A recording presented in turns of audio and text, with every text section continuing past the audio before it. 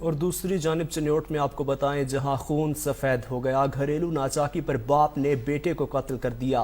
ملزمان نے کلہاڑیوں کے وار کر کے 17 سالہ امانت کی جان لے لی۔ ملزم موقع سے فرار ہونے میں کامیاب، باپ ہی بیٹے کا قاتل نکلا۔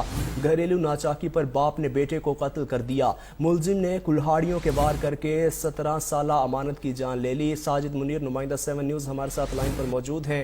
ساجد بتائیے گا یہ کیا معاملہ تھا؟ واقعہ تھانہ بونا کے علاقہ جیون میں پیش ہے، جہاں پر باپ نے اپنے بیٹے امانت کو گھریلو رنجش پر کلاڑیوں کے وار کر کے قتل کر دیا۔